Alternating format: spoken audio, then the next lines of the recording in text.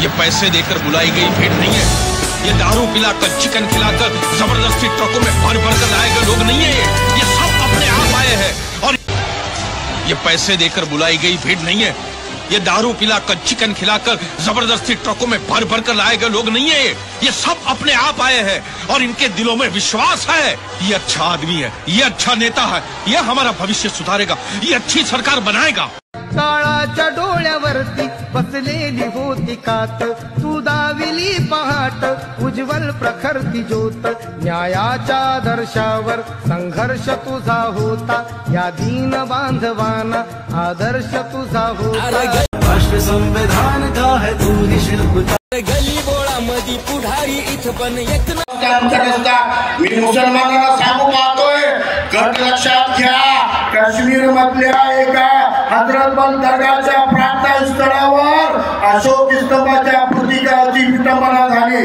त्या प्रकरणाची खोल माहिती घ्या बांधवांनो। त्या वक्फ बोर्डाचा जो चेअरमन होता तो बीजेपीचा होता।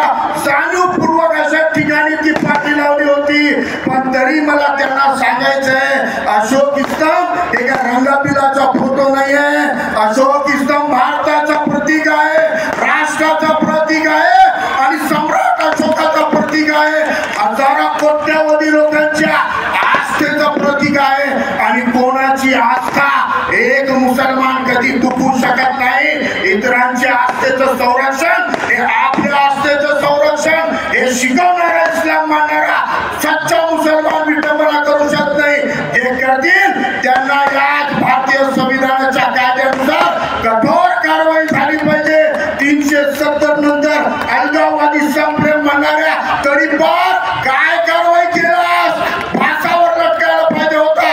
राष्ट्रद्रोहाचा द्रोह स्वराज्याचे संस्थापक छत्रपती शिवराय, महात्मा ज्योतिरावजी फुले, भारताचे संविधान निर्माण करते भारतरत्न डॉक्टर बाबासाहेब आंबेडकर, जगद्गुरु तुकोबा, वारकरी संप्रदायाचे सर्व संत आणि महापुरुषांना विनम्र अभिवादन करतो। आजच्या या सभेला उपस्थित असलेले वंचित बहुजन आघाडीचे राष्ट्रीय अध्यक्ष आदरणीय बाळासाहेब आंबेडकर, बौद्ध महासभेचे राष्ट्रीय अध्यक्ष आदरणीय भीमरावजी साहेब, आदरणीय अंजलीताई, आदरणीय सुजातादा, आदरणीय रेखाताई ठाकूर, संपूर्ण राज्य कार्यकारिणी, संपूर्ण राष्ट्रीय कार्यकारिणी, मुंबई प्रदेश कार्यकारिणी, युवा आघाडी, महिला आघाडी या सर्वांना मी वंदन करतो, नमस्कार करतो आणि इथे जमलेल्या सर्व छत्रपतींच्या मावळ्यांना सुद्धा जय भीम जय शिवराय करतो। 25 नोव्हेंबरला बाबासाहेबांनी जे भाषण केलं त्या भाषणाचं स्मरण म्हणून आज आपण इथे संविधान सन्मान करण्यासाठी इथे एकत्रित आलेलो आहोत। बाबासाहेबांच्या त्या भाषणामधलं मला आवडलेलं आणि आपल्या सर्वांनी लक्षात ठेवावं असा एक विचार त्या दिवशी सांगितला की या देशाची राजकीय लोकशाही जर यशस्वी व्हायची असेल तर सामाजिक लोकशाही यशस्वी झाली पाहिजे। सामाजिक लोकशाही यशस्वी झाल्याशिवाय राजकीय लोकशाहीला अर्थ नाही। सामाजिक लोकशाही म्हणजे काय तर या देशाच्या राजपाटमध्ये, या देशाच्या सत्तेमध्ये बहुजनांचा आणि शोषित वंचितांचा सहभाग असल्याशिवाय या देशाची लोकशाही यशस्वी होऊ शकणार नाही हा विचार बाबासाहेबांनी दिला। परंतु इथल्या राजकीय प्रस्थापित पक्षांनी कायम इथल्या शोषित वंचित आणि बहुजनांना जे सामाजिक दृष्ट्या आर्थिक दृष्ट्या मागासलेले आहेत त्या लोकांना सत्तेबाहेर घेऊन या देशाचा सत्यानाश करण्याचं एकही संधी सोडलेली नाही। बाबासाहेबांच्या विचारांनी आपण कायम वंचित बहुजन आघाडी सांगत असतो। नेहमीच इथल्या सामाजिक संघर्षाच्या वेळी समाजाच्या सुरक्षतेची हमी घेतली जाते असे आदरणीय एस.डी. भंडारे सर यांना मी विनंती करते की त्यांनी आपले मनोगत इथे व्यक्त करावे।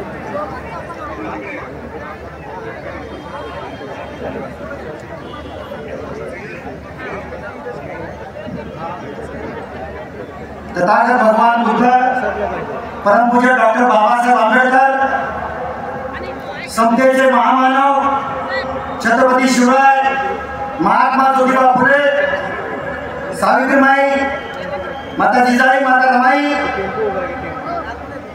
सर्व महामानवांना विनम्र अभिवादन करतो। आज पूर्ण भारतभर संविधानाचा अमृत महोत्सव जे डॉक्टर बाबासाहेब आंबेडकरांनी 25 नोव्हेंबर 1949 साली संविधान सभेमध्ये सादर केला आणि तो 26 नोव्हेंबर 1949 साली मंजूर झाला। त्या प्रास्ताविकेमध्ये स्वातंत्र्य, समता, बंधुता आणि न्याय ही 4 सूत्रे बाबासाहेब आंबेडकरांनी दिली आहे।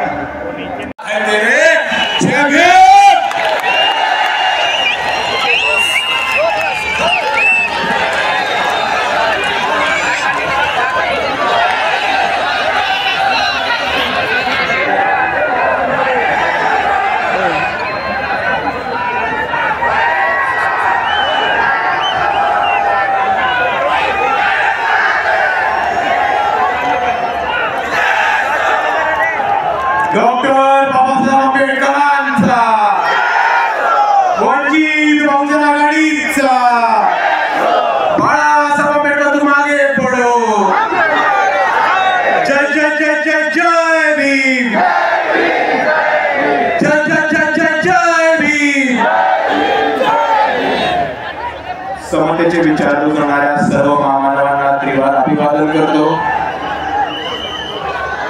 मंचावरती उपस्थित सर्व मान्यवर, तसेच तिथे उपस्थित माझ्या माता भगिनी, वडीलधारी मंडळी, या चळवळीतले साथीदार आणि तसेच भारताचे संविधान मानणारे या देशातल्या प्रत्येक नागरिकाला माझा जय जिजाऊ, जय शिवराय, जय ज्योती, जय क्रांती, जय लहुजी, जय मल्हार, अस्सलाम वालेकुम आणि जय भीम। 2 वर्ष 11 महिने आणि 17 दिवस हे ड्राफ्टिंग कमिटीला भारताचं संविधान लिहायला लागले आणि 2 वर्ष 11 महिने आणि 17 दिवसानंतर जेव्हा बाबासाहेब आंबेडकरांनी कॉन्स्टिट्युएंट असेंब्ली समोर संविधानाचं त्यांचं ड्राफ्ट समोर ठेवलं, तेव्हा त्यांनी एक महत्त्वाचं भाषण दिलं होतं आणि ती तारीख होती 25 नोव्हेंबर 1949 आणि म्हणून 25 नोव्हेंबर रोजी ज्या विजननी, ज्या विचारांनी आणि ज्या विचारधारेने बाबासाहेबांनी संविधान लिहिलं होतं, त्या विचारांना, त्या विजनला आणि त्या विचारधारेला वाचवून ठेवण्यासाठी आणि त्याचा सन्मान करण्यासाठी वंचित बहुजन आघाडी 25 नोव्हेंबर रोजी शिवाजी पार्कवरती संविधान सन्मान महासभा घेत आहे। आणि मी आपल्या सर्वांना एवढं सांगतो की ह्याच्या पुढच्या प्रत्येक वर्षी वंचित बहुजन आघाडी 25 नोव्हेंबर रोजी शिवाजी पार्कला इतक्याच मोठ्या गर्दीने, इतक्याच मोठ्या ताकदीने, इतक्याच मोठ्या संख्येने दरवर्षी संविधान महासभा घेत राहील आणि आपल्या सर्वांना यायला भाग आहे। आणि हेच बोलत असताना बाबासाहेबांनी त्या भाषणामध्ये त्यांचे विजन मांडले होते, विचार मांडले होते आणि तशीच एक काळजी आणि पोटतिडकी मांडली होती आणि बाबासाहेब म्हणले होते, it is certain that if parties place creed over country, our independence will be in jeopardy for a second time and it will be lost probably forever. We must be determined to defend our independence with our last drop of blood. याचा अर्थ हाच होतो की इकडच्या राजकीय पक्षांनी, इकडच्या सत्ताधाऱ्यांनी जर देशासमोर देशाच्या प्राधान्य पेशावरती जात, जमात आणि धर्म ठेवला तर आपण आपलं स्वातंत्र्य गमावून बसू। ही परिस्थिती आपल्या सर्वांना समजून घेतली पाहिजे आणि त्याच वाक्यामध्ये बाबासाहेब हे सुद्धा म्हणतात की आपली जबाबदारी आहे, ही आपल्या सर्वांची रिस्पॉन्सिबिलिटी आहे की संविधान वाचवणं आणि देशाचं स्वातंत्र्य आणि देशाचे इंटरेस्ट हे जातीच्या, धर्माच्या आणि जमातीच्या पुढे ठेवणं। पण आता देशात काय चालू आहे हे आपल्या सर्वांना समजून घेणं गरजेचं आहे मित्रांनो। 2014 मध्ये जेव्हा भाजप सत्तेत आली तेव्हा आम्ही बोलून सांगत होतो की धर्मामध्ये, जमातीमध्ये, जातीमध्ये तिळा निर्माण करून, भांडणं लावून, दंगल करून ही भाजप सत्ता उपभोगण्याचं काम करणारे आणि 2014 पासून 2025 पर्यंत आतापर्यंत जे घडले ते तसंच चालू आहे मित्रांनो. हे समजून घ्या. 2025 ची स्थिती समजून घ्या. 2025 मध्ये Maratha versus OBC, Banjara versus आदिवासी, धनगर वर्सेस आदिवासी, मातंग वर्सेस बौद्ध असं समाजामध्ये दंगली पेटवण्याचं काम, भांडणं पेटवण्याचं काम हे भाजपने आता सुरू केलेलं आहे. हे आपल्या सर्वांना समजून घेणं गरजेचं आहे. दुसऱ्या बाजूला परवाचीच घटना बघा. अरुणाचल प्रदेशची एक महिला होती. 18 तास तिला चायनामध्ये शंघाय एअरपोर्ट वरती चायनाच्या अथॉरिटीजनी, चायनाच्या सरकारने तिला दाबून ठेवलं होतं. का? कारण ती अरुणाचल प्रदेशची होती आणि भारताचा पासपोर्ट वापरत होती.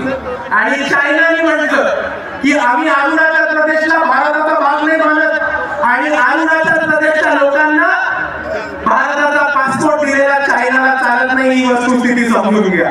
एक महिन्यापूर्वी भारताचे माजी सरन्यायाधीश भूषण गवई यांचे पुतळे जाळण्यात आले आणि यांच्या पुतळ्यांना चपला मारण्यात आल्या. हे कुठे घडलं? तर न्यूयॉर्कच्या टाइम्स स्क्वेअर मध्ये घडलं. आणि आपण या दोन्ही घटनांचा अभ्यास करा मित्रांनो.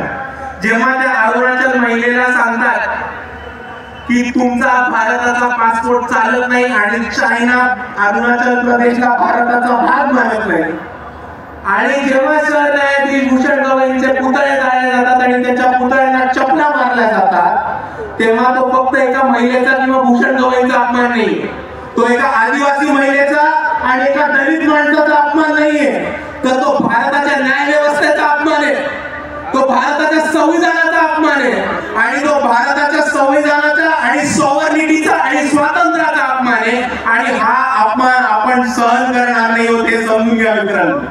पण हे बोलत असताना दुसऱ्या बाजूला एक गोष्ट समजून घ्या की इकडे नरेंद्र मोदी स्वतःला 56 इंची छाती असलेलं म्हणतात. अमित शहा स्वतःला खंबीर खंग असे गृहमंत्री म्हणतात.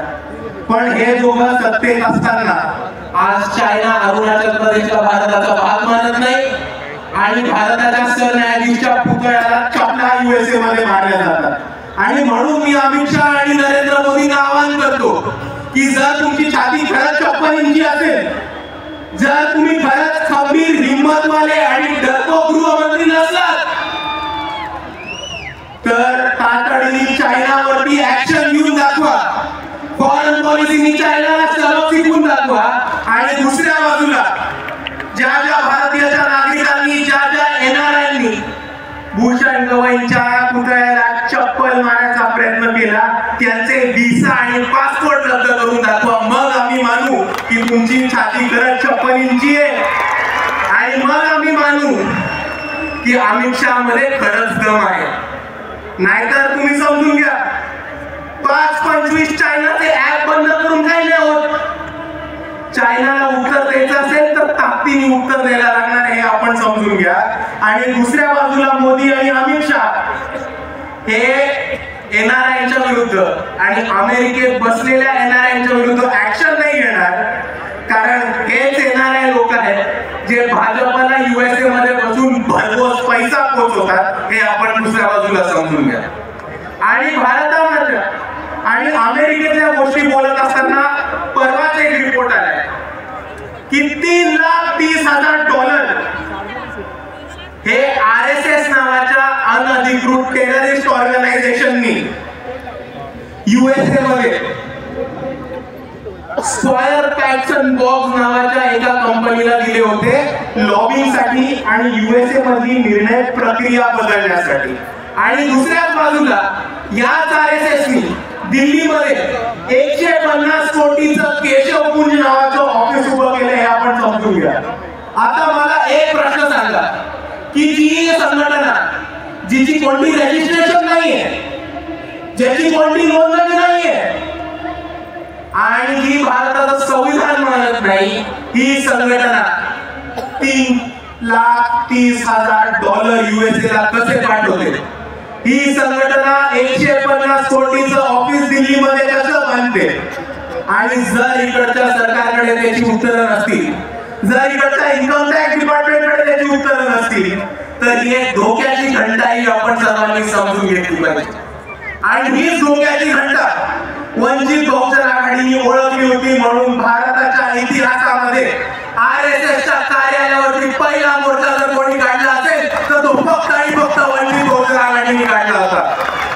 आणि हा मोर्चा काढताना आम्ही RSSला 3 गिफ्ट देणार होतो. पहिला गिफ्ट होतं भारताचा ध्वज, आपला तिरंगा. आणि आमचं हे म्हणणं होतं तुम्ही तिरंगा मानत नाही, आम्ही तुम्हाला तिरंगा गिफ्ट करतो आणि तुम्ही तुमच्या कार्यालयावरती तिरंगा लावणं सुरू करा.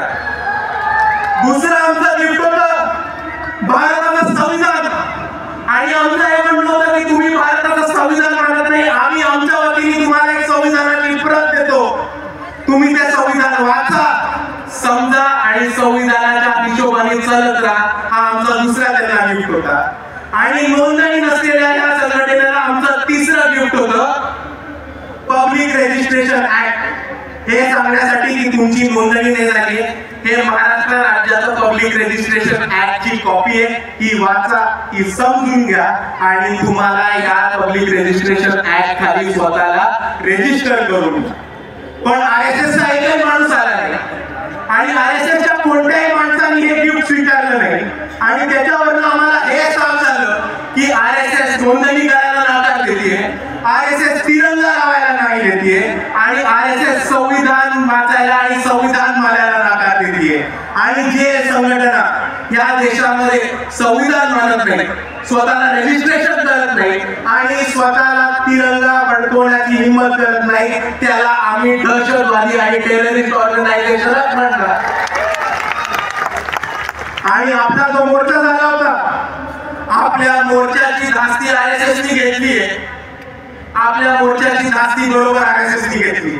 नाव घेतलं नाही आपलं, बहुतेक घाबरत असतील, नाव घेतलं नाही आपलं, पण मोहन भागवतांनी बरोबर उत्तर दिलं आपल्याला. आणि ते काय म्हणाले की आमची नोंदणी ही ब्रिटिश, आमची स्थापना ही ब्रिटिश काळामध्ये झाली होती, म्हणून भारत स्वातंत्र्य झाल्यानंतर आम्हाला परत नोंदणी करायची गरज नाही. आणि जर मोहन भागवतांना असं वाटत असेल तर त्यांना मला एकच गोष्ट सांगायची आहे की जर तुमची स्थापना ब्रिटिशांच्या काळी झाली होती आणि भारत स्वतंत्र देश झाल्यानंतर संविधान लागू झाल्यानंतर तुम्हाला स्वतःची नोंदणी करायची नव्हती, तर मग या देशात थांबलात कशाला? ब्रिटिशांबरोबर निघून जायचं होतं ना. पण आमचे लोक अधिकार बसणार. आणि म्हणून मी RSSला एकच गोष्ट सांगतो की इस देश में रहना होगा तो संविधान मानना होगा. बोलो माझ्याबरोबर, इस देश में रहना होगा संविधान मानना होगा. इस देश में रहना होगा संविधान मानना होगा. अगर इस देश में रहना होगा संविधान मानना होगा. आणि दुसऱ्या बाजूला मोहन भागवत म्हणतात की आम्ही एक व्यक्तींची संघटन आहोत, आम्ही एक व्यक्तींची संघटन असल्यामुळे आम्हाला रजिस्टर करायची गरज नाहीये, आम्हाला नोंदणी करायची गरज नाहीये. आणि म्हणून मला इकडच्या न्याय व्यवस्थेला एकच प्रश्न विचारायचा आहे की जर 5 लोक, 5 व्यक्ती एकत्र येऊन एक संघटन बनवत असतील, उदाहरण घ्या तर मी आहे, माझ्याबरोबर चेतनदादा आहिरे आहेत, सागरदादा गवई आहेत, स्नेहलताई सोनी आहेत, तैयबताई जफर आहेत, शमिकाताई पाटील आहेत. आम्ही 5 लोक एकत्र आलो, आम्ही एक संघटन बनवलं आणि आम्ही स्वतःला व्यक्तींचं संघटन म्हटलं, तर तुम्ही आम्हाला AK-47 आणि ऑटोमॅटिक रायफल ट्यूब देणार आहात का? तुम्ही आम्हाला ऑटोमॅटिक वेपन्स ट्यूब देणार आहात का? तुम्ही आम्हाला जिल्ह्यामध्ये तालुक्यामध्ये संघटन बनवून देणार आहात का? तुम्ही आम्हाला जिल्ह्यामध्ये तालुक्यामध्ये चंदा इकट्ठा करून देणार आहात का? आणि या चंदा इकट्ठा केल्यावरती आम्हाला टॅक्स माफ करणार आहात का? हे इकडच्या न्याय व्यवस्थेने आम्हाला सांगितलं पाहिजे. आणि जर या 5 गोष्टींना तुमचं उत्तर नाही असेल तर माझी तुम्हाला विनंती आहे की हेच नियम, हाच कानून आणि हेच संविधानाचे कलम RSSला सुद्धा लागू करा आणि RSS नोंदणीकृत करा. आणि हे नसेल करता येत तर RSS बॅन करा. आणि म्हणून मी म्हणतो RSS मुर्दाबाद, मुर्दाबाद, मुर्दाबाद, RSS मुर्दाबाद, मुर्दाबाद, मुर्दाबाद. आणि म्हणून मित्रांनो एक गोष्ट समजून घ्या की मोहन भागवत अजून एक गोष्ट म्हटले की आम्ही व्यक्तींची संघटना म्हणून आम्ही नोंदणी नाही करणार, आम्ही व्यक्तींची संघटना म्हणून आम्ही नोंदणी नाही करणार. तर त्यांना मला प्रेमाने एकच गोष्ट सांगायची आहे की भारताच्या संविधानामध्ये तुम्हाला व्यक्तींचीच संघटना रजिस्टर करायची असते, नोंदणी करायची असते. जर तुम्ही उंदरांची, मांजरांची, कुत्र्यांची, पक्ष्यांची, प्राण्यांची संघटना काढली तर ती तुम्हाला रजिस्टर करायची गरज नाहीये. आणि म्हणून तुम्ही स्वतःला माणसातले मानत असाल तर संविधानाप्रमाणे स्वतःला रजिस्टर करा. एवढं मी एक गोष्ट सांगू इच्छितो.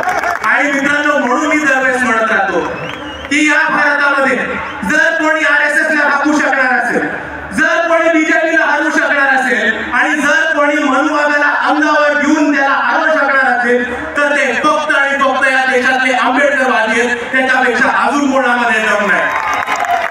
आणि संविधानाचा सन्मान करायला, संविधानाचा गौरव करणारा आणि संविधानाची बाजू घेऊन लढणारा कोणता पक्ष असेल तर तो फक्त एकच पक्ष आहे, तो फक्त एकच नेता आहे, ते म्हणजे बाळासाहेब आंबेडकर आणि वंचित बहुजन आघाडी.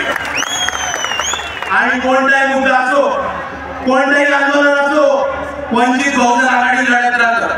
आमचा एक आमदार खासदार नाही, आमचा एक मंत्री नाही, संत्री नाही, तरी लोकांचे प्रश्न सोडवण्यासाठी, आंदोलन करण्यासाठी, मोर्चे काढण्यासाठी आणि या व्यवस्थेला घेराव घालून लोकांना न्याय मिळवून देण्यासाठी कोण लढत असेल तर ते फक्त वंचित बहुजन आघाडी लढते. लोकांचे प्रश्न सोडवण्यासाठी मुंबईमध्ये SRAच्या विरुद्ध मोर्चा काढला, अडाणीच्या मिनिटाच्या विरुद्ध मोर्चा काढला, प्रदूषणाच्या विरुद्ध मोर्चा काढला, गायरांच्या विरुद्ध मोर्चा काढला, कंत्राटी भरतीच्या विरुद्ध मोर्चा काढणं जर कोणी केलं असेल तर ते वंचित बहुजन आघाडीने केले. अजून कोणी करू शकलेलं नाही. दुसऱ्या बाजूला इथे उभं राहून बोलतो, त्यांच्या घरासमोर उभं राहून बोलतो की जेव्हा या मनसेनी मस्जिदीवरचे भोंगे काढायचा प्रयत्न केला होता तेव्हा मनसेच्या भोंग्यामधली हवा काढायचं काम वंचित बहुजन आघाडीने केलं. या महाराष्ट्रामध्ये जेव्हा टिपू सुलतान आणि औरंगजेबचे फोटो लावण्यासाठी इकडच्या मुसलमान युवकांना अरेस्ट करण्यात येत होतं, टॉर्चर करण्यात होतं, तेव्हा ही वंचित बहुजन आघाडी होती ज्यांनी टिपू सुलतानचा फोटो छत्रपती शिवाजी महाराज, छत्रपती शाहू महाराज, महात्मा ज्योतिबा फुले, डॉक्टर बाबासाहेब आंबेडकरांच्या फोटोमध्ये लावला होता आणि आम्ही या सरकारला चॅलेंज दिला होता. दुसऱ्या बाजूला हेच ते बाळासाहेब आंबेडकर होते जे औरंगजेबच्या मजालीवरती गेले होते आणि या व्यवस्थेला, RSS ला आणि बीजेपीला चॅलेंज दिला होता की इकडचे मुस्लिम पोरं तर फक्त स्टेटस ठेवतात, आमच्या स्टेजवरती टिपू सुलतानचा फोटो आहे, बाळासाहेब औरंगजेबच्या मजालीवरती गेले. तुमच्यामध्ये हिंमत असेल तर आमच्या विरुद्ध ऍक्शन घेऊन दाखवा. आणि एका बाजूला अजून एक धर्मांध ताकद आहे जी बाळासाहेबांचा औरंगजेबच्या मजालीवरचा फोटो काढते आणि काय झालं की बाळासाहेबांचा तो औरंगजेबाचा फोटो पुढे काढते. या कट्टर हिंदुत्ववादी लोकांना, या धर्मांध लोकांना मला एकच गोष्ट आठवण करून द्यायची की तो कोरोना काळ आठवा, जेव्हा या महाराष्ट्रामध्ये आर्थिक परिस्थिती ढासळली होती आणि या महाराष्ट्रामध्ये सगळे मंदिरं बंद पडली होती. तेव्हा हे तेच बाळासाहेब होते ज्यांनी पंढरपूरमध्ये विठोबाच्या मंदिराचे आंदोलन केलं आणि अख्ख्या महाराष्ट्रामध्ये मंदिरं चालू करून देणारे हिंदू नागरिकांसाठी सुद्धा बाळासाहेब आंबेडकर होते. आणि म्हणून मी म्हणतो की आम्ही सर्वांसाठी लढतो. कोथरूड पुणे केस आपल्याला माहिती असेल, सोमनाथ सूर्यवंशींबद्दल काय झालं आपल्या सर्वांना माहिती असेल, पण पोलिसांना धारेवरती धरून काळा कोर्ट स्वतः चढवून कोर्टामध्ये जाऊन कोथरूड मधल्या त्या 3 मुलींना आणि सोमनाथ सूर्यवंशींना जर कोणी न्याय मिळवून दिला असेल तर ते फक्त बाळासाहेब आंबेडकर आणि वंचित बहुजन आघाडी होती. आणि म्हणून मित्रांनो मी एवढंच सांगतो की आम्ही लढणारी लोक, मार खाणारी नाही मारणारी लोक आहोत आणि याच्या पुढेही लढत राहू. आम्हाला साथ हवी आहे तर फक्त तुमच्या सर्वांची. एवढं म्हणून मी माझे 2 शब्द थांबवतो. आपल्या सर्वांना माझा मानाचा जय हिंद, जय संविधान.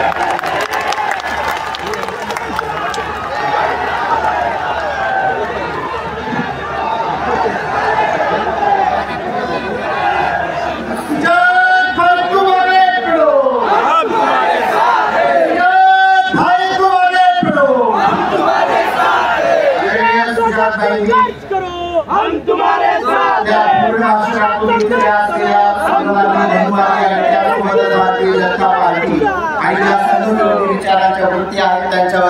महाराष्ट्र ओढलेले आहेतच. आणि नक्कीच इथे आलेल्या तमाम महाराष्ट्रातले वीर सैनिक संविधानाने हा मेसेज आणि ही कृतीची रेष आपल्या घरी नेतील आणि आपल्या गावापर्यंत पोहोचवतील. आणि जो लढा आणि संघर्ष आदरणीय बाळासाहेब आंबेडकरांच्या नेतृत्वात वंचित बहुजन आघाडीने सुरू केला आहे आणि औरंगाबाद मधल्या संघाच्या कार्यालयावरच्या आंदोलनामध्ये सुजातभाईंच्या नेतृत्वात जो लढा अतिशय वेगाने आणि तीव्रतेने पुढे जात आहे तो आपण सगळे मिळून पुढे नेऊया. यानंतर ज्या हातांना टाळी वाजवणारे म्हणून इथल्या मनुवादी व्यवस्थेने विभक्तपणे बाजूला सारले होते, त्यांचं जगणं नाकारलं होतं, तेच नाकारलेले हात ज्यांना बाबासाहेबांनी सन्मानाने जगण्याची साथ दिली आणि याच वंचित बहुजन आघाडीच्या विचार मंचावर 2019च्या काळात आदरणीय बाळासाहेब आंबेडकरांच्या नेतृत्वात महाराष्ट्रभरामध्ये पहिल्यांदा महाराष्ट्राच्या राजकीय आणि सामाजिक इतिहासामध्ये एक नेतृत्व उभं राहिलं मानवी समुदायाचं. अशा आमच्या आदरणीय दिशा पिंकीशे राष्ट्रीय कार्यकारिणी सदस्य वंचित बहुजन आघाडी यांना विनंती करते की त्यांनी आपली भूमिका या ठिकाणी साईडला या ना. जय भीम. मला बाळासाहेबांनी प्रबुद्ध भारत मध्ये लिहिलेला एक लेख आठवला. त्याचं टायटल होतं गांडीवर फटके. आणि बाळासाहेबांनी पेपरातून दिले होते. सुजातबाईंनी उभं राहून लाईव्ह गांडीवर फटके दिलेले. मी एक मुद्दा जो सगळ्यात शेवटी टाकला होता तो मी आता पहिल्यांदा घेते आणि पुढे होते की 1800 कोटीची जमीन नावावर होणार असेल तर वारसा कुणी पण घेतं. 17,000चं गव्हाड 17,000 कोटीचं गव्हाड मिळणार असेल तर वारसा कोणी पण घेतं. पण या मनुवादींना बोलण्याचं जबाबदारी घेण्याचं धाडस फक्त वाघाचा छावा दाखवू शकतो.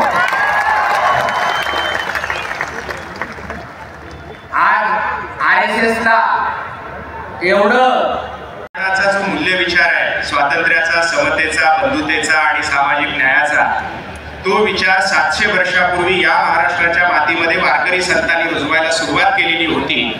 आणि भारतीय संविधान लागू झाल्यानंतर म्हणजे 26 नोव्हेंबरला ती खऱ्या अर्थाने पूर्ण झालेली आहे. आणि म्हणून वारकरी संतांचा विचार ज्या संविधानामध्ये अंतर्भूत झालेला आहे त्या संविधानाच्या प्रतीची कृतज्ञता व्यक्त करण्यासाठी म्हणून या संविधान सन्मान सभेमध्ये मी उपस्थित आहे.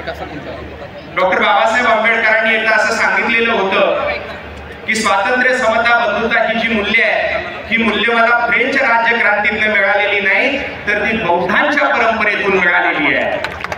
ही जी बुद्धांच्या परंपरेतून मिळालेली ही भारताच्या मातीतली मूल्य आहे. ती मूल्य बुद्धांच्या नंतरच्या काळामध्ये कर्नाटकामध्ये महात्मा बसवण्ण असतील, महाराष्ट्रामध्ये वारकरी संप्रदाय असेल किंवा तिकडे पंजाबमध्ये शिखांची परंपरा असेल, अशा या सगळ्या परंपरांच्या मधनं हा विचार प्रवाहित होत राहिलेला आहे. वारकरी संतांनी सगळे जातीभेद नाकारले पण वारकरी संप्रदायामध्ये सगळ्या जातीची माणसं दिसतात. त्या आजच्या भाषेमध्ये ओबीसी दिसतात, दलित दिसतात, म्हणजे सगळ्या जातीच्या. और सारे विश्व में एक श्रेष्ठ संविधान देने वाले बाबासाहेब आंबेडकर जी हैं. आप सभी लोग तालियों से अभिवादन करना चाहिए उनका. उनके नेतृत्व में भारतीय संविधान का संरक्षण होना और हम सब लोग उनके साथ. मैं कर्नाटक के राजधानी बेंगलोर से यहाँ तक आया हूँ, बेंगलोर से यहाँ पर आया हूँ और ये केवल बौद्ध महासभा के धर्मियों के लिए सीमित नहीं है. मैं लिंगायत महासभा से आया हूँ. लिंगायत समाज का भी पार्टिबा हमेशा के लिए संविधान के लिए और वंचित बहुजन आघाड़ी के लिए. आंबेडकर बहुजन विचारवादी महामानवांना त्रिवार पंचांग प्रणाम. मंचावर उपस्थित आदरणीय श्रद्धेय बाळासाहेब आंबेडकर, आदरणीय भीमराव आंबेडकर साहेब, आदरणीय अंजलीताई आंबेडकर साहेब आणि सोबत सुजाताताई आंबेडकर साहेब आणि संपूर्ण मंच.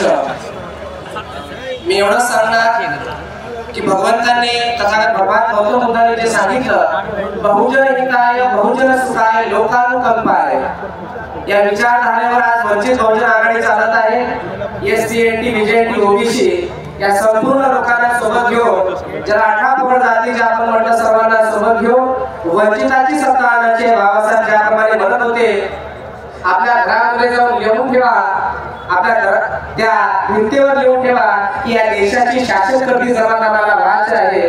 तर हिच्या बहुजनांना खऱ्या अर्थानं जर हिची शासनकर्ती जमात व्हायचं असेल तर वंचित बहुजन आघाडीच्या माध्यमातून समोर यावं लागेल। त्यासोबतच सर्वात महत्वाचा मुद्दा तो आहे महाबोधी महाविहाराचा। तर महाबोधी महाविहाराची लढाई सातत्याने वंचित बहुजन आघाडी लढत आहे आणि जोपर्यंत महाबोधी महाविहार हे मुक्त होत नाही तोपर्यंत ही लढाई वंचित बहुजन आघाडी लढत राहणार। जय भीम, जय संविधान।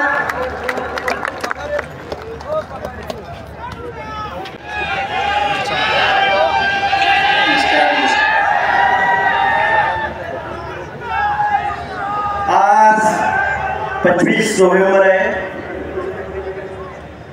देशाला स्वातंत्र्य 1947 ला मिळालं।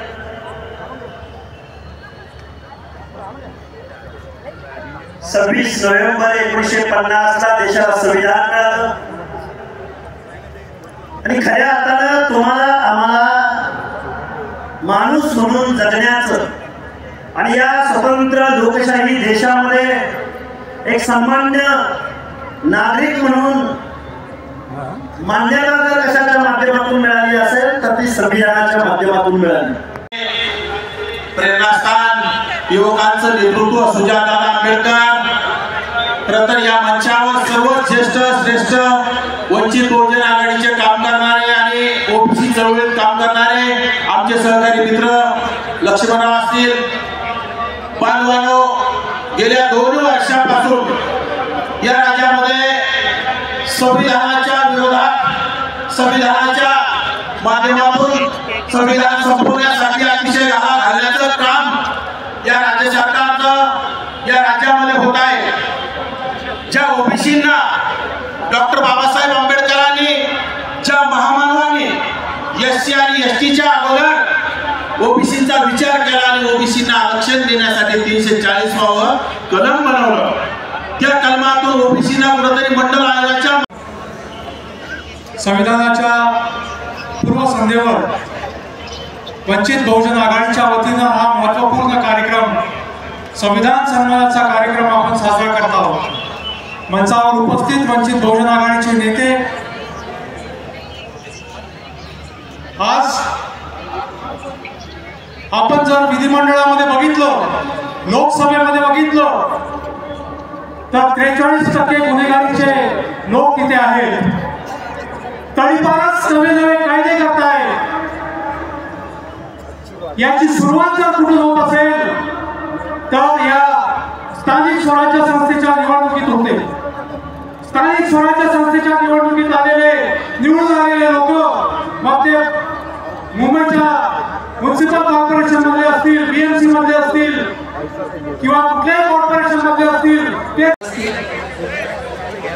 आमचे नेते आदरणीय बाळासाहेब आंबेडकर, मंचावर उपस्थित वंचित बहुजन आघाडीचे राज्य कार्यकारिणीतील माझे सर्व सहकारी, महिला आघाडी, युवा आघाडी, समता सैनिक दल, भारतीय बौद्ध महासभेचे सर्व पदाधिकारी, वंचित बहुजन आघाडीचे सर्व महाराष्ट्रातून आलेले सर्व पदाधिकारी आणि या बाबासाहेबांनी बुद्ध अँड हिज धम्म या त्यांच्या पुस्तकामध्ये असं म्हटलेलं आहे की कुठल्याही समाजापुढे 3 पर्याय असतात। कुठली व्यवस्था स्वीकारायची याबद्दलचे 3 पर्याय असतात। एक पर्याय असतो अराजकाचा, दुसरा पर्याय असतो हुकुमशाहीचा आणि तिसरा पर्याय असतो धम्म आणि त्याच्यासोबत कायद्याच्या चौकटीचा। आपण तिसरा मार्ग स्वीकारण्याचा निर्णय केला। आंबेडकरांनी सर्व महानुभावांना नेत्यांना अभिवादन करून मी फक्त आपले 3 ते 4 मिनिटं घेणार।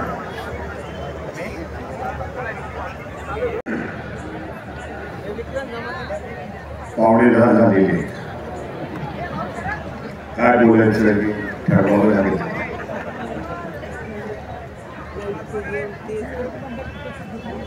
महाकारुणी तथागत भगवान गौतम बुद्ध, महाराष्ट्राचे आराध्य देव छत्रपती शिवाजी महाराज, महात्मा ज्योतिबा फुले, सावित्रीबाई फुले, शाहू महाराज, संविधानकार बोधिसत्व डॉक्टर बाबासाहेब आंबेडकर, बहुजनांच्या सर्व महापुरुषांना विनम्र अभिवादन करून मंचकावरती असीन बाळासाहेब आंबेडकर आणि सर्व मान्यवर, समय का अभाव है परंतु संविधानावरती बोलावं लागतं।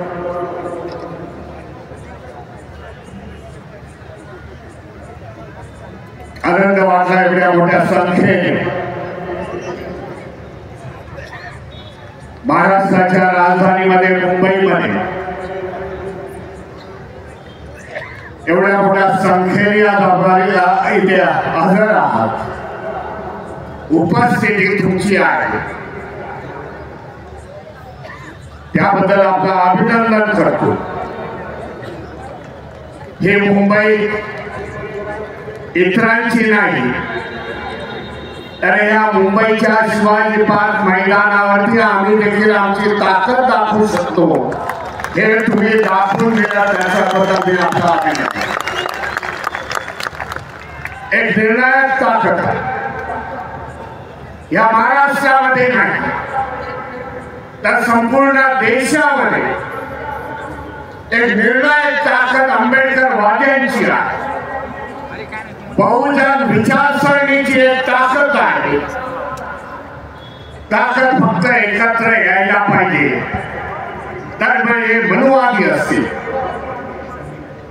फंडामेंटल संस्था असतील, RSS सारख्या त्या घाबरून जातील हे आपल्याला सांगितलं। गेल्या 2014 पासून त्याच्या पुढे तर अशा प्रकारचे कार्यक्रम नव्हते, पण लोकांनी जाणलं 2014 मध्ये जेव्हा सत्तांतर झालं केंद्रामध्ये, आणि तेव्हापासून हे संविधान धोक्यात आहे याचे नारे देशाच्या कानाकोपऱ्यामध्ये लागले। का लागू झाले? कारण लोकांनी ओळखलं की हे लोक संविधानाच्या विरोधामध्ये आहेत, हे लोक जे आज विचारसरणीची लोक केंद्रामध्ये बसलेली आहेत, राज्यामध्ये बसलेली आहेत, एकेकाळी ह्याच विचारसरणीने बाबासाहेब हयातीमध्ये असताना त्यांना विरोध केला। ती विचारसरणी आज केंद्रामध्ये आणि राज्यामध्ये आहे, आणि ती संविधान मानणाऱ्याला पुढे जाऊ देणार नाही। सांगू इच्छितो, जेवढा विरोध होईल तेवढा आंबेडकरवादी रस्त्यावरती येईल, यांनी रस्त्यावरती लढाई केली। आज देशाचं चित्र काय? देशामध्ये या व्यवस्थेला जो विरोध होतो तो आंबेडकरी वाद्यांचा विरोध होतो, बहुजन महापुरुषांचे विचार मानणाऱ्याचा विरोध होतोय। आम्ही संख्या बघत नाही, आमच्या समोर कोण आहे ते बघत नाही, कारण आम्ही भीमा कोरेगावची औलाद,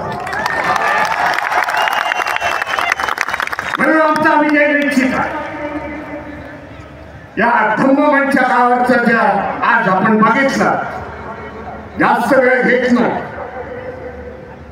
परंतु आज एकोपा जे मायनॉरिटीज आहेत त्या देशामधले मुस्लिम आहेत, आज लिंगायत समाजाचे धर्मगुरू ते बसलेले आहेत. जे कर्नाटकामध्ये लिंगायत समाज भारतीय बौद्ध महासभेच्या मंचकावरती असतात. शीख धर्मीयांचे धर्मगुरू आज बसलेले आहेत. एकोपाचं वातावरण आज देशामध्ये आहे. यांना वाटतं संविधानाच्या माध्यमातून यांचे हक्क आणि अधिकार शाबूत आहे. त्यांना पुढची गंभीरता कळलेली आहे. जर संविधान या देशामधून जर गेलं, त्याची छेडछाड केली, संविधानाचं इम्प्लिमेंटेशन केलं नाही, तर आमचे हक्क आणि अधिकार शाबूत राहणार नाही. लोक जानताय आने वाली हमारी पीढ़ी, आने वाली हमारी जनरेशन, उनके लिए हमें झगड़ना पड़ेगा.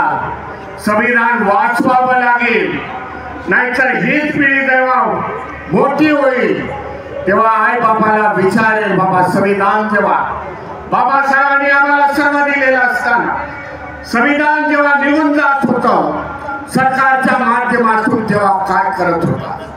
ही आखरी लढाई आपल्याला लढावी लागेल या देशामध्ये आणि जिंकावी लागेल. एवढाच मी संदेश देतो.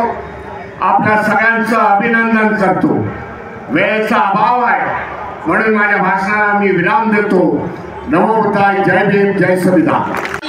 त्यावेळी सामाजिक क्रांतीसाठी या देशाच्या स्वातंत्र्योत्तर काळात जर कोणी ठाम भूमिका घेतली असेल, असं ज्यांचं नावाप्रमाणे घेतलं जाईल, असे आमचे सर्वांचे लाडके नेते, आमचे सर्वांचे श्रद्धास्थान आदरणीय बाळासाहेब आंबेडकर आपल्याला मार्गदर्शन करतील.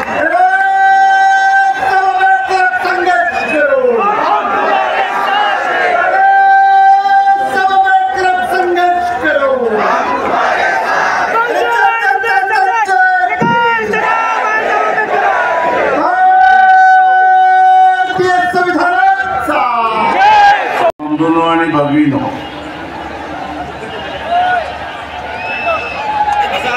वेळेचा अभाव आहे याची मला कल्पना आहे.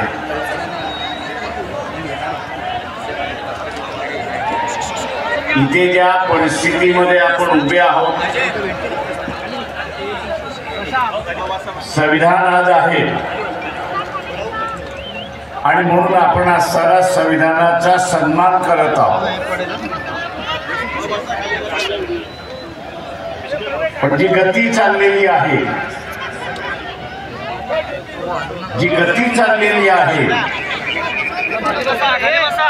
त्या गतीतून इथला असणारं संविधान राहील याची काहीच गॅरंटी देता येत नाही. हे लक्षात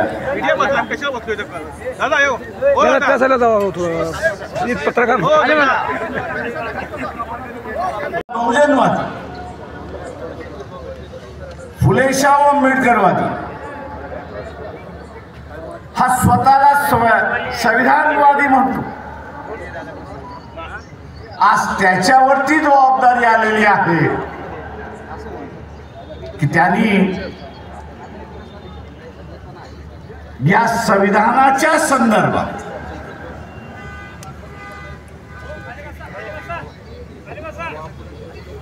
जी काही भूमिका या ठिकाणी बीजेपी RSS मांडते ती सर्वसामान्य माणसांपर्यंत घेऊन जाणं आणि काळाने टाकलेली जबाबदारी ही आपण ओळखली पाहिजे. याच विरोधी पक्ष शिल्लकच राहिलेला नाही. कदाचित विरोधी पक्ष शिल्लक राहिला असता माझा कॅमेरा मी बंद केले तर त्यांनी तुम्ही तर पाठवून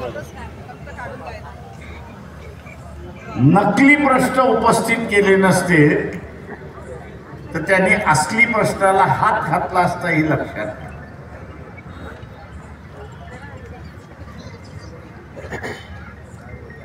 तो डोनाल्ड ट्रम्प तिकडनं ओळखतोय की काय घडलं ते आम्हाला तरी सांग, पब्लिक करू नको.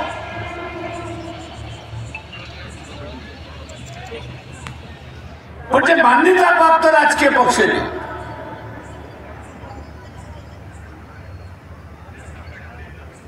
त्यांची तरी बैठक घेऊन सांग. धर्माचं राजकारण. आम्ही इथल्या कुठल्या धर्माच्या विरोधात नाही, इथल्या कुठल्या जातीच्या विरोधात नाही, पण जग हे अजूनही हिटलरशाहीला विरोध करतोय हे आपण सर्व लक्षात. माझं मोहन भागवत यांना असताना विचारलं, तुम्ही इटलीच्या असताना मुस्लिम,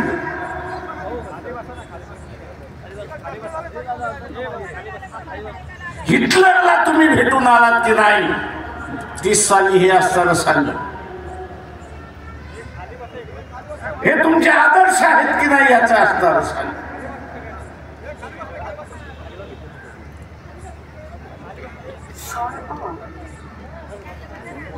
आणि एका काळी आणि आजही बैठकांमध्ये हिटलर आणि मुसोलिनी हा आमचा असताना हिरो आहे म्हणून म्हटलं जातं. दुसऱ्या महायुद्धाचा जनक होते ते हिटलर होता आणि मुसोलिनी होता अशी गोष्ट.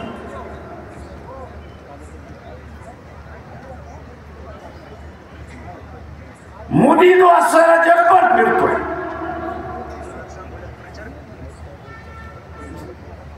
आणि जे भारतीय बसलेले आहेत इतर देशांमध्ये त्यांच्या सभा घेतोय.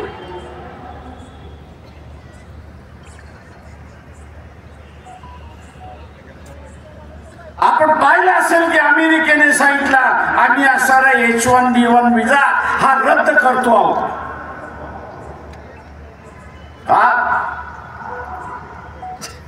आम्हाला असणारा आमची लोकसंख्या प्रोटेक्ट करायची आहे, तिला सुरक्षित करायची आहे. कशापासून सुरक्षित करायची आहे? बाहेरचा आलेला माणूस काही वर्षानंतर या देशाचा नागरिक होईल आणि काही देशाचा नागरिक झाला तर उद्याची इतकी सत्ता जर त्याच्या ताब्यात घेतली तर हा इमिग्रंट जो आहे, बाहेर चाललेला माणूस जो आहे तो या देशावरती राज्य करेल आणि आमच्या लोकांना गुलाम करेल. मोदीने फक्त भारतालाच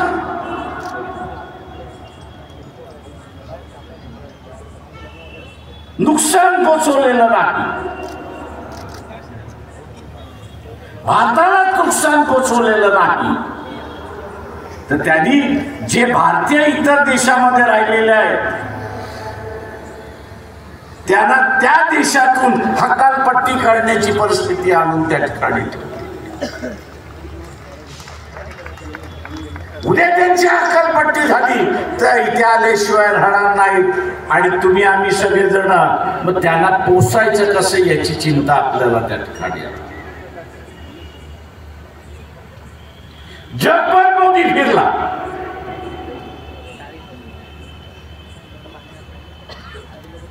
रशियाचं कच्चं तेल मोदी जगभर अंबानी मार्फत विकत राहिला, रिलायन्स मार्फत विकत राहिला.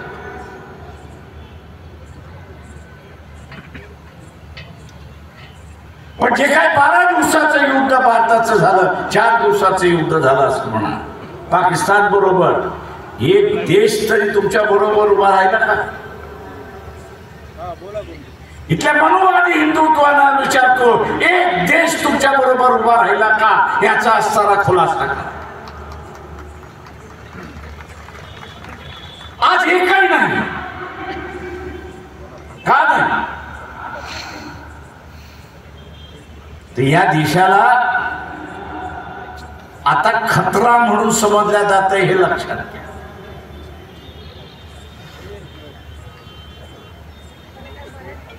या देशाचे जे राजकारण करतात आहेत सत्तेमध्ये RSS BJP आहे, त्यांना असणारा जग आता खतरा म्हणून समजायला लागलेला आहे.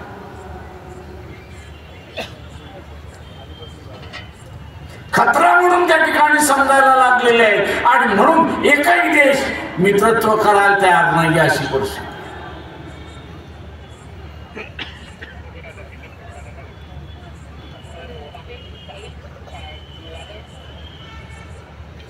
जगभरात मित्र नाही अशी असणारी परिस्थिती.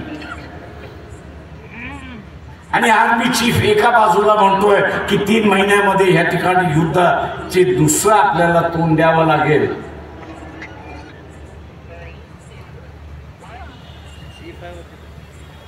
पाकिस्तानला आज मदत कोण करते? अमेरिका करते, इंग्लंड करते, फ्रान्स करते, जर्मनी करते, चायना करते आणि रशिया सुद्धा करते अशी असताना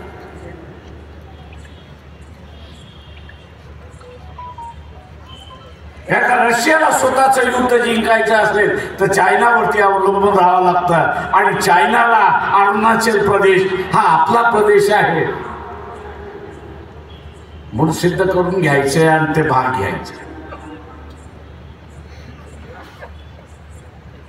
आज इथे धर्माची भांडणं चालली आहेत, जातीची भांडणं लावायचं चालली.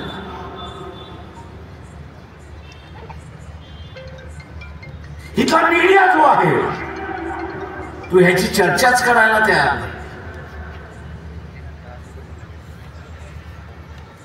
त्याच्यावरती बोलायला तयार नाही.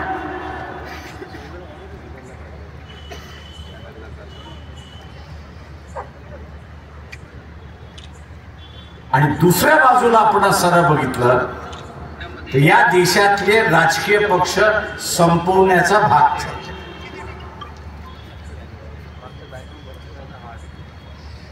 विडा उचललेला आहे. खरीद फरोश करो. माझं रिझर्व्ह बँकेला असं आव्हान आहे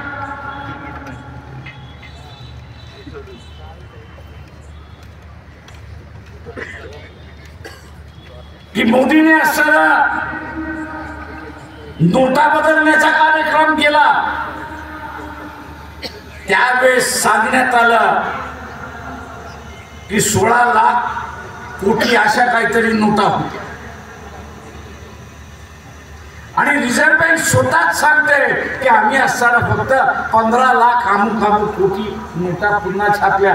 अरे हे त्या 1 कोटीचा असणारा 1 लाख कोटीचा असणारा जो फरक आहे नोटांचा तो गेला कुठे?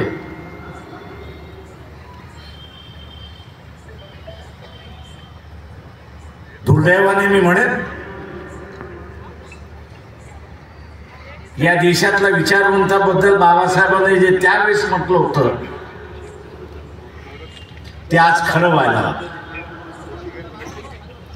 तो म्हटला इथला इंटेलेक्च्युअल क्लास आहे, इथला विचारवंताचा वर्ग आहे.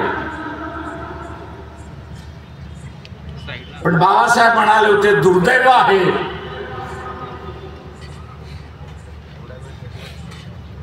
की ऑनेस्टी जी आहे, प्रामाणिकता जी आहे ती मिसिंग आहे, ती नाहीच आहे.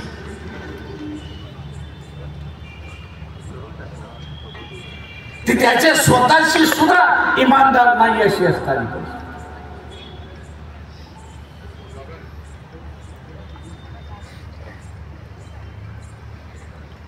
आणि म्हणून जोपर्यंत हे संविधान आहे तोपर्यंत आपण असताना देश म्हणून जिवंत आहोत हे असताना लक्षात.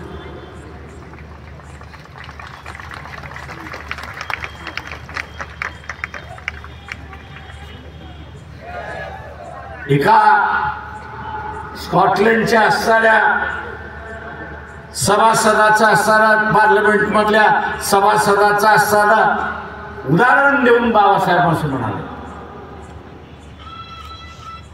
की तुमची इच्छा असेल की आमच्यावरती राज्य करा.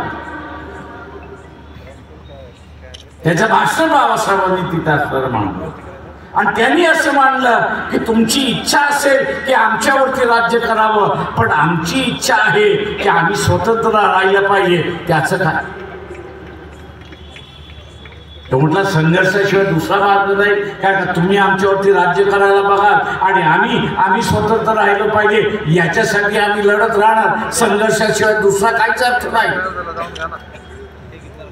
ए मोहन भागवत आवाज करतो तुला.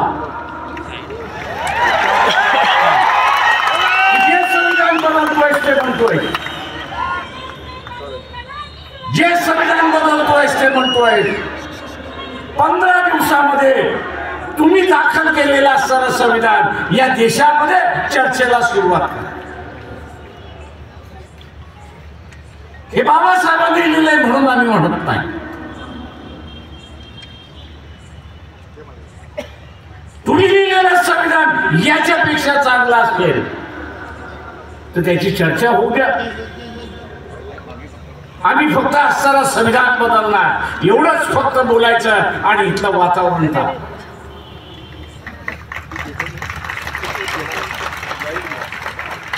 आम्ही संविधान बदलणार एवढंच म्हणायचं आणि वातावरण तापवायचं.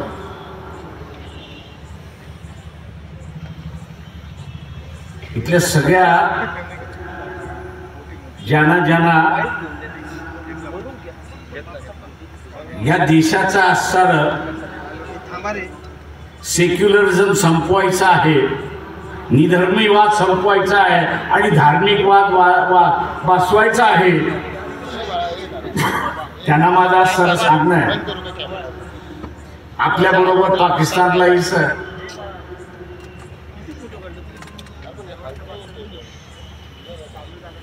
आपल्या बरोबर पाकिस्तानलाही स्वातंत्र्य मिळालं. ईस्ट पाकिस्तान, वेस्ट पाकिस्तान 80% दोन्ही भागातली जनता ही मुस्लिम धर्माची होते. धर्म हा त्यांचा आधार होता. पण 71 मध्ये 70-71 मध्ये वेस्ट पाकिस्तानने ईस्ट पाकिस्तान वरती अत्याचार केले. त्यांची असणारी लोकशाहीतली मेजॉरिटी त्यांनी असणारं स्वीकारली नाही. युद्ध झालं, नवीन बांगलादेश निर्माण झाला.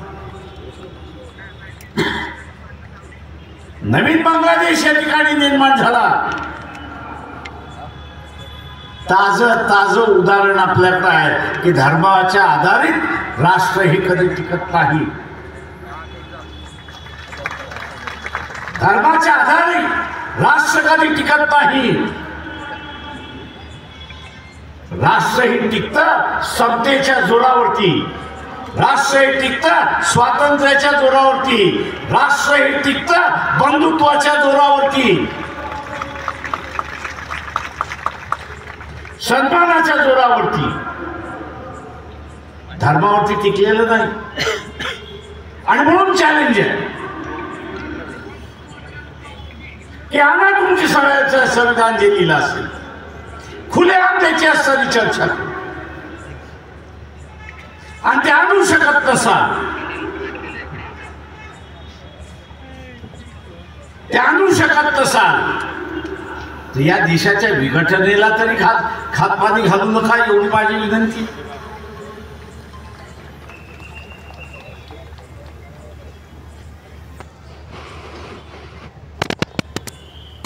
वैचारिक भांडण हे वैचारिक भांडण. आज वैचारिक भांडणाचं युद्धामध्ये दिसतंय. दोनदा युद्ध थांबवली.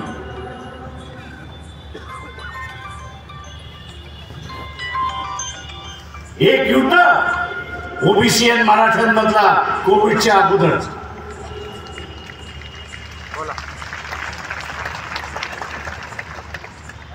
ओबीसी आणि मराठ्यांमधलं कोविडच्या अगोदर.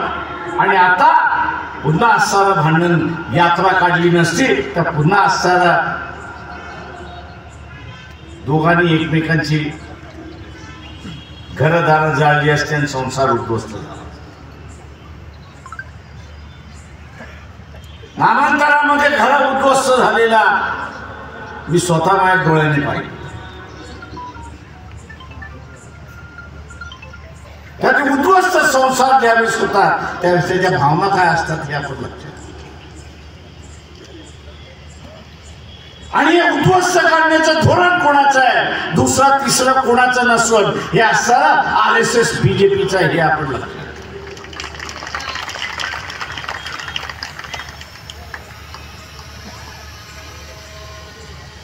आणि म्हणून आम्ही असं इथं आव्हान करतोय,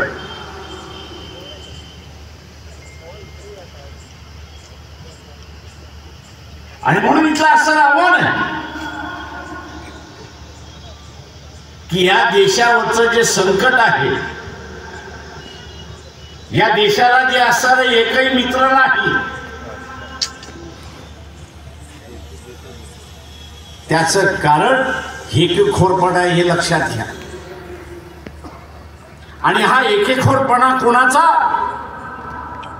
तर या देशाच्या पंतप्रधानाचा नरेंद्र मोदी. मी विश्वगुरु, जगद्गुरु, आणि अमेरिकेकडे भीकमाग आणि रशियाकडे भीकमाग अशी असतात.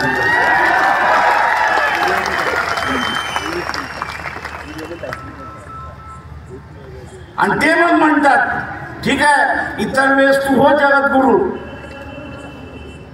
विश्वगुरु, युद्धाच्या वेळेस तू आमच्याकडेच येशील ना. तेव्हा तुला हत्यारच आम्ही देत नाही, मग काय होणार आहे?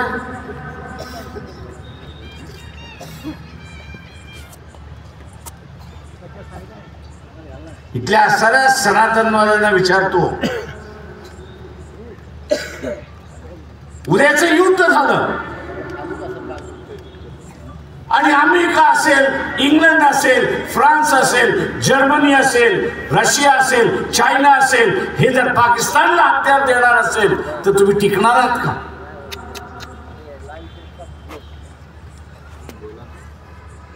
आणि टिकणार नसाल तर होणार काय आहे?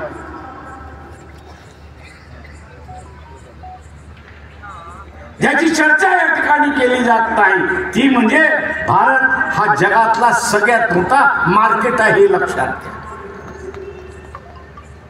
बाजारपेठ आहे. आणि या बाजारपेठेवरती सगळ्यांचा असणारा डोळा आहे.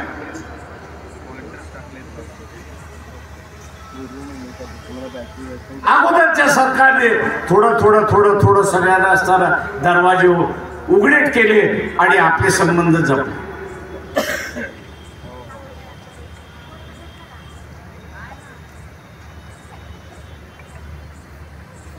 आत्ताच्या असणाऱ्या परिस्थितीमध्ये बाजारपेठ कोणाला नको, स्वतःवरच ठरवा. जरा बघणारे एखादी सोन्याची पेटी तुम्हाला पळवता आली तर तुम्ही पळवणार की न पळवणार हे सांगा. पळवणार की न पळवणार? म्हणजे तुमची वृत्ती आहे ती जगातल्या माणसाची झाली तर काय हरकत आहे? बाजारपेठ मिळवण्यासाठी काही करायला त्या ठिकाणी तयार होतील हे लक्षात. काही जण दाऊद इब्राहिमचे साथीदार झालेले आहेत, काही जण तिहार जेलचे साथी झालेले आहेत, काही जण कोर्टाचे साथी झालेले आहेत. आणि मोदी ह्या सगळ्यांना त्या कठपुतलीच्या बावल्यासारखं नाचवतोय अशी असणारी परिस्थिती.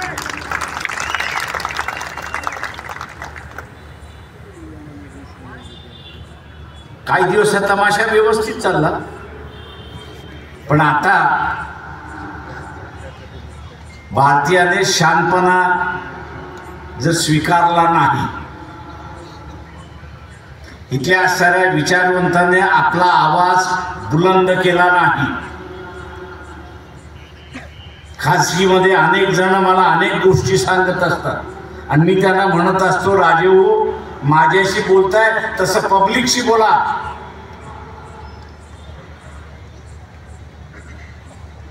तेवढं कसं काय प्रकाशराव पब्लिकशी बोलायचं? बसलेला आहे ना तो कोर्ट. नरेंद्र मोदी ते म्हणतात, म्हटलं नरेंद्र मोदी ह्या देशाचा नोकर आहे हे पहिल्यांदा लक्षात. प्राईम मिनिस्टर तो जगासाठी भारताचा प्राईम मिनिस्टर आहे आणि ते आम्ही मानतो, पण ह्या देशाच्या नागरिकासाठी तो एक नोकर आहे हे असताना लक्षात. सत्ता ही खऱ्या तुमच्या हातामध्ये, सत्ता ही सर्वसामान्य माणसाच्या हातामध्ये आहे, पण तोच जर चिरीमरीमध्ये विकत गेला, जुनी म्हण होती राजा तशी प्रजा, आता फक्त उलट झालेलं आहे.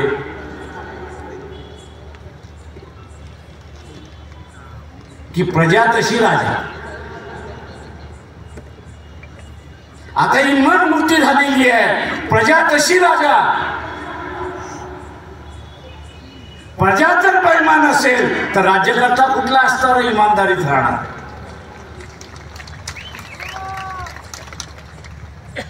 प्रजा जर बैमान असेल तर राजा कुठे इमानदार राहणार आहे. त्याच्याही अंगात येते, तसं नरेंद्र मोदीच्या अंगात येले. आणि तो म्हणतो डोनाल्ड ट्रम्प कोण, तो म्हणतो पुटिन कोण, तो अमुक म्हणतो कोण. आता डिसेंबरला त्यांनी असणाऱ्या पुटिनला बोलवलंय, 5 तारखेला येईल. आणि आम्हाला हे हत्यार देते, हत्यार देते, हत्यार दे, असं रडत रडत त्या ठिकाणी बसतात.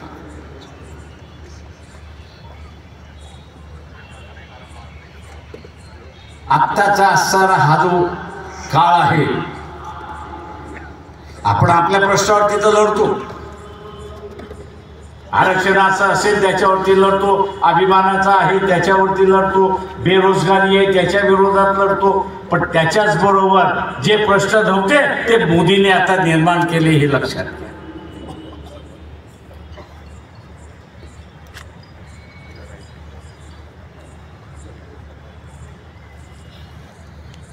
मोदीने निर्माण केले हे आपण सर्व लक्षात. पहिल्यांदा मी असं म्हणालो, या देशाच्या लोकशाहीने लोकांना प्रगती केलं की न केलं. आता ते म्हणतात आहेत की शिक्षण व्यवस्था खराब होती. अरे नालायकानो, याच शिक्षण व्यवस्थेने तुम्ही अमेरिकेला पोचलात ना, याच डिग्री घेऊन तुम्ही पोचलात ना. आणि ज्या डिग्री घेऊन तुम्ही पोचलात त्यालाच तुम्ही आता असताना म्हणायला लागलात की ही खराब आहे, आम्हाला असताना पुन्हा गोकुळ व्यवस्था आणायची. पण ती आम्ही मान्य करू तेव्हा ना.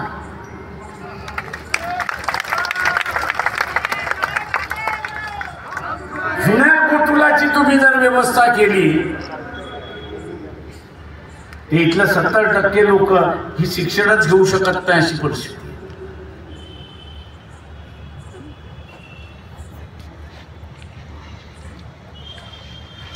आणि म्हणून माझं आव्हान आहे आपल्या सगळ्यांना,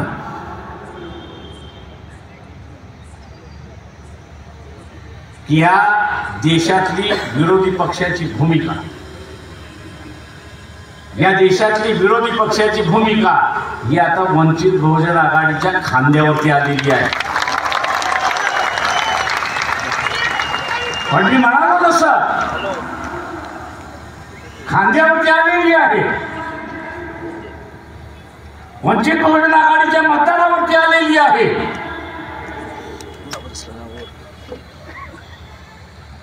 पण या मतदाराचं चारित्र्य कसं राहणार,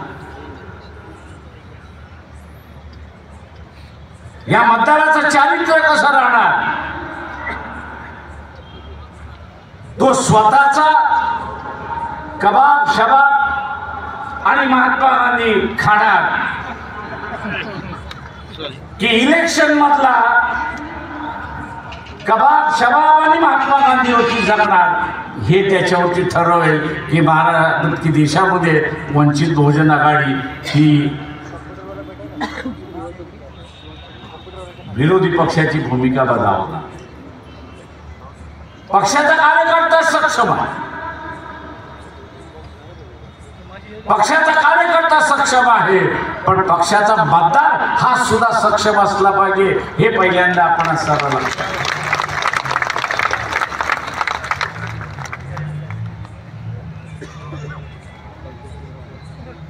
पक्षाचा मतदार हा सुद्धा सक्षम असला पाहिजे. आणि ज्यावेळेस पक्षाचा मतदार सक्षम असेल त्यावेळेस या देशातले विरोधी पक्षाची भूमिका ही आपण निभावू शकतो आणि निभावू शकतो हे आपण लक्षात घ्या.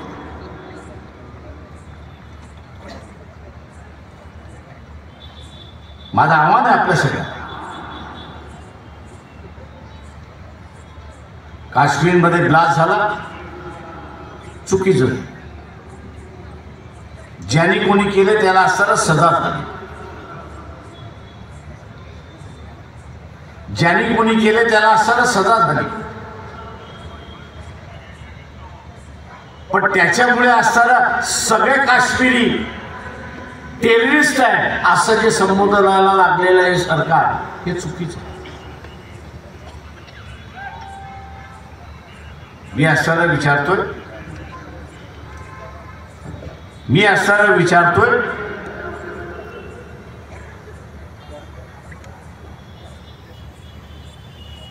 मालेगावचा ब्लास्ट, याच्यामध्ये कुठल्या संघटनेचं नाव होतं, कुठल्या व्यक्तींचं नाव होतं? मध्ये व्यक्ती ज्या समाजाच्या होत्या तो अख्खा समाज तुम्ही असताना म्हणणार आहे की टेररिस्ट आहे?